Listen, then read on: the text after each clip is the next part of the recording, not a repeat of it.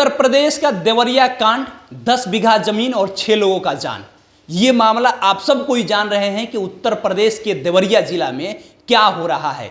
पूरे देश में इसका चर्चा हो रहा है कि योगी आदित्यनाथ जी की सरकार स्वजातीय सरकार है। वहां पे अगर आप योगी आदित्यनाथ जी के जाति से आते हैं, 10% में आप आते हैं तो आपके लिए न्याय होगा, और बाकी अगर 90% में आप आते हैं तो आपके लिए न्याय नहीं होगा। ये हम नहीं कह रहे हैं, उत्तर प्रदेश में बहुत सारे लोग सोशल मीडिया पर लिख रहे हैं और बिहार में भी इस बात पे खूब चर्चा हो रहा है। देवरिया जिला का मामला 2014 में जो प्रेमचंद्र यादव है, ये 10 बीघा जमीन साधु दुबे से इन्होंने रजिस्ट्री कराया था, और उसी को लेकर के उनके भाई जो साधु दुबे हैं, उनके भाई ने एफआईआर किया कि आपने हमारे भाई से जमीन लिखाया है, उसमें हमारा भी हक है। और यही मामला सत्यप्रकाश दुबे और प्रेमचंद्र यादव में चल रहा था। 8-9 सालों से इन लोगों का केस चल रहा था, झगड़ा चल रहा था।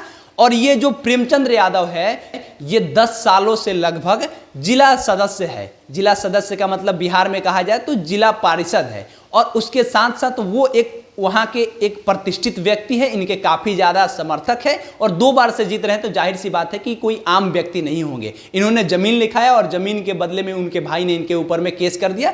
लड़ाई झगड़ा इन लोगों का खूब चल रहा था।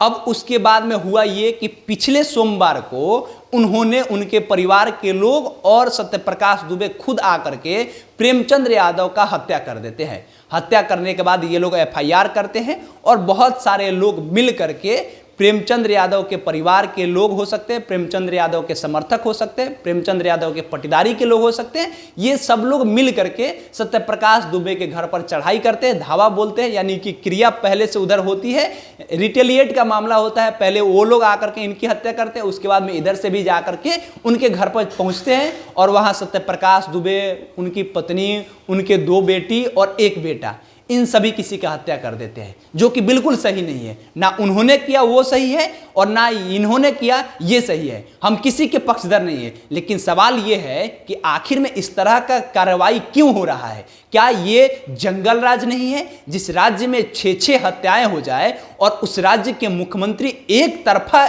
अगर डिसीजन दे, एक तरफा न्याय करे, तो ये बिल्कुल गलत बात है। यहां तक सब कुछ हो गया, आपको बता दिया, लेकिन इसके आगे क्या हुआ वो सुनिए। इसके आगे ये होता है कि योगी आदित्यनाथ जी त्वरित कार्रवाई करते हैं। जब 5 लोगों का हत्या होता है तो त्वरित कार्रवाई करते हैं। योगी आदित्यनाथ जी को त्वरित कार्रवाई कब करना चाहिए? जब एक प्रेमचंद्र यादव का हत्या होता है, उसी समय त्वरित कार्रवाई करते, और जो लोग हत्या किए उन सभी किसी को जेल के सलाखों के पीछे डाल देते, कहीं से कोई दिक्कत नहीं होता। लेकिन योगी आदित्यनाथ जी वहां तक मौन रहते हैं, और उसके बाद जब वहां के डीएम से बात होती है तो डीएम साहब का साफ तौर पे कहना है कि उन्होंने पहले हत्या किया, उसके बाद में मामला रिटेलिएट का होता है, और ये लोग भी उनके घर पे चढ़ करके धावा बोल देते हैं, और वहां पे 5 लोग की और हत्या हो जाती है। यानी कुल मिलाकर के 6 लोगों की हत्या हो जाती है।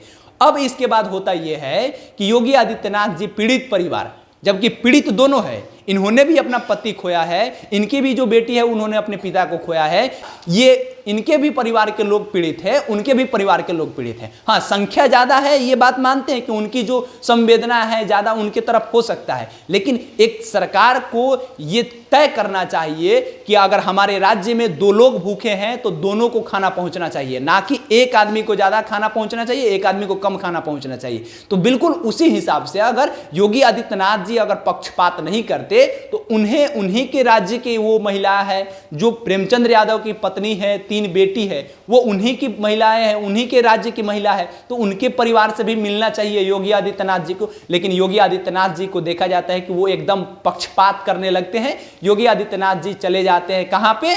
योगी आदित्यनाथ जी सीधे तौर पे चले जाते हैं जो सत्यप्रकाश दुबे के परिवार के लोग हैं उनसे मिल लेते हैं, लेकिन इनके घर पे नहीं आते हैं।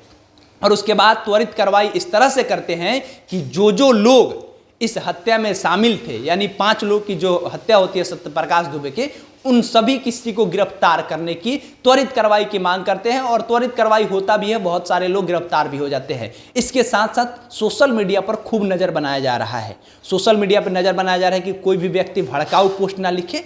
अगर ब्राह्मण जाति से भी जो लोग पोस्ट लिख रहे हैं उन्हें भी गिरफ्तार किया जा रहा है, और जो यादव जाति से लोग हैं वो पोस्ट लिख रहे हैं वो भी गिरफ्तार किया जा रहा है। एक आदमी ने लिखा, विशाल यादव नाम के एक व्यक्ति ने लिखा कि एक के ऊपर अत्याचार करोगे तो 6 क्या 6 के जगह पर 12 भी होगा तो लाजमी है, ये बात लिखा। और उसके बाद उत्तर प्रदेश के प्रशासन ने त्वरित कार्रवाई करके उन्हें गिरफ्तार किया। इस सब चीज़ों से लोगों को बचना चाहिए। लेकिन साथ ही साथ ये कहना है कि जो प्रेम यादव के परिवार के लोग हैं और प्रेम यादव के जो समर्थक हैं, जो लोग हत्या में शामिल है, जो लोग आरोपी बने हैं, उन लोगों के घरों के ऊपर में बुलडोजर चलाया जा रहा है उत्तर प्रदेश के सरकार के द्वारा। आखिर में ऐसा क्यों? अगर उत्तर प्रदेश के सरकार को न्याय करना है तो एक घर के ऊपर में बुलडोजर क्यों चला रहा है? एक परिवार के ऊपर क्यों बुलडोजर चला रहा है? उसमें 6 लोगों के घरों के ऊपर बुलडोजर चलाने की बातें हो रही। आज सुबह में इश्तेहार भी चिपका दिया गया है और कहा जा रहा है कि इनका जो घर है, प्रेमचंद्र यादव का जो घर है, वो एक अवैध जमीन पर बनाया गया है और उनके साथ साथ 5-6 लोग और हैं, उन सभी किसी का घर जो है वो अवैध कब्जा करके बनाया गया है। लेकिन सवाल यह है कि क्या इन्हीं लोग का घर उत्तर प्रदेश में अवैध कब्जा करके बनाया गया है या पूरे उत्तर प्रदेश में बहुत सारे लोग हैं? लेकिन योगी आदित्यनाथ जी का बुलडोजर बहुत तेजी से आगे बढ़ने लगता है। जहां भी अगर स्वजातीय की बात होती है वहां मौन हो जाते हैं, जहां पिछड़ा, अति पिछड़ा और अनुसूचित जाति और माइनॉरिटी की बात आती है तो बुलडोजर सबसे पहले चलने लगता है। आपने देखा होगा अतीक अहमद हो गए और उसके अलावा ना जाने ऐसे कितने लोग होंगे जो लोग अगर यादव कम्युनिटी से होंगे, जो SC ST कम्युनिटी से होंगे, माइनॉरिटी से होंगे, तो उनके घरों पर बुलडोजर चल जाता है। एक आध लोग ऐसे हुए जो स्वर्ण समाज से होंगे, उनके घरों पर चलेगा। लेकिन ऐसा कभी नहीं होता है। आखिर में ऐसा क्यों नहीं होता है, ये तो सवाल है, आप लोग बताइएगा। लेकिन सवाल ये भी है कि उत्तर प्रदेश की सरकार के ऊपर में जो लोग कहते हैं कि रामराज है, तो मुबारक हो, ऐसे रामराज होते रहना चाहिए, पूरे देश में हो और उसके बाद पता चलेगा कि हाँ देश की स्थिति क्या है। जो लोग कहते हैं कि देश में लोकतंत्र जिंदा है, तो लोकतंत्र नहीं स्वजातीय जिंदा है, ये बात अब लोग कह सकते हैं। बाकी हमारा नाम केशव यादव है, पब्लिक स्टेशन आप देख रहे थे। बहुत बहुत धन्यवाद।